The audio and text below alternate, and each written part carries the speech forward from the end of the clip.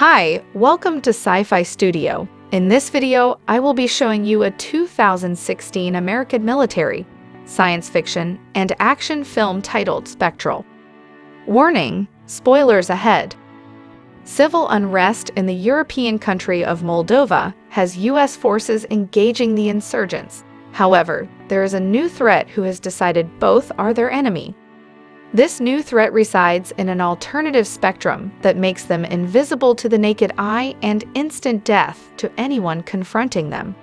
Locals believe they are spirits of war, but others believe they are superior arms technology fabricated by the Moldova government. Make sure to like this video and subscribe to this channel for more videos like this. So, let's begin. DARPA researcher Dr. Mark Klein is flown to Moldova, where the U.S. military is currently deployed in the ongoing Moldovan war, as his expertise is required regarding a line of hyperspectral imaging goggles of his design that have been issued to troops there. After arriving at a U.S. military airbase on the outskirts of Chisinau, he meets with General Orland and CIA officer Fran Madison. He is shown footage captured by the troops' goggles of a mysterious, translucent, humanoid apparition that kills almost instantly. Knowing it is not interference, Orland wants Klein's expert opinion before forwarding the findings and footage to his superiors. Conversely, Madison believes the sightings to be members of the insurgency wearing an advanced form of active camouflage and has orders from her superiors to retrieve a sample. To get a clearer shot of the anomalies and identify them, both Klein and Madison are sent into the field with a team of Delta Force operators who are being sent to find Utah team who went missing the day before. To capture a better image of the apparitions, Klein mounts a large version of the hyperspectral camera onto one of the armored personnel carriers. Upon arriving at the location and discovering all of Utah team has been killed, they are ambushed by the apparitions, who, being impervious to small arms fire and explosives, inflict heavy casualties before the soldiers retreat.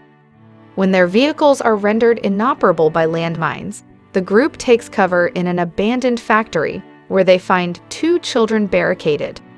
The apparitions attempt to follow them but are stopped by a barrier of iron shavings.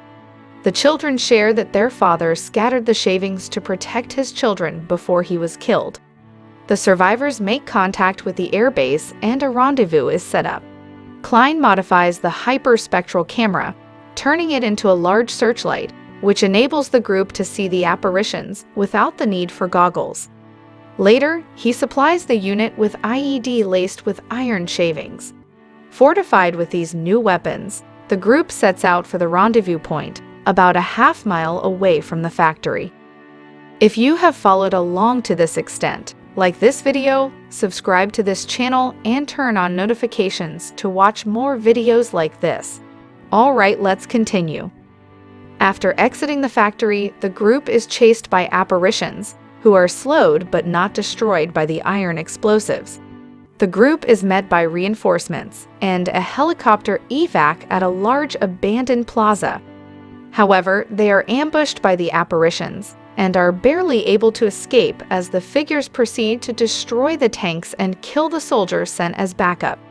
In the air, they receive word from Orland the apparitions have overrun the air base, so they are redirected to a civilian bunker controlled by the allied Moldovan military. Klein theorizes the apparitions are likely man-made and are made of Bose-Einstein condensate, which explains their ability to move through walls, freeze people to death, and why they are halted by iron shavings and ceramic materials, hence their inability to enter tanks. Working overnight with Orland and surviving military engineers, he constructs several makeshift pulse weapons capable of breaking down the condensate. The next morning, the remaining American soldiers are armed with the weapons and sent to a power plant in the center of the city, as Klein believes it is the only facility capable of generating the power needed to create the condensate.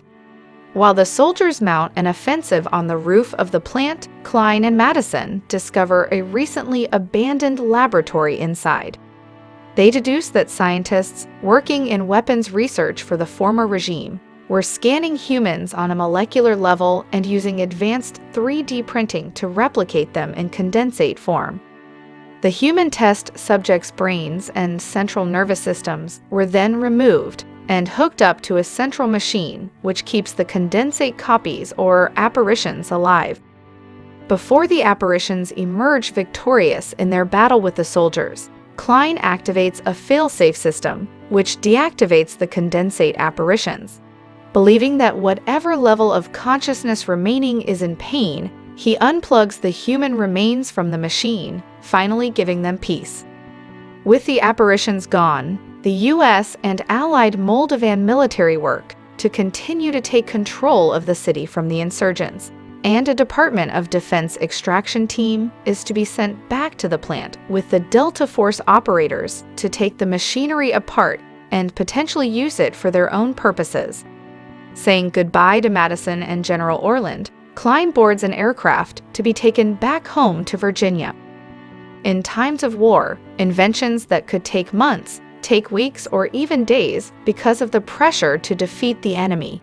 But in this movie, the invention turned sour as they ended up inventing an additional enemy. It was not just any enemy, but the kind that doesn't want to see any man living. What's your thought on this film? Write them in the comment section. Help the channel out by liking this video and subscribing to the channel. Make sure to turn on notifications to get notified of more videos like this. Click on the channel name to see more videos like this. Alright, I will see you next time. Thanks for watching.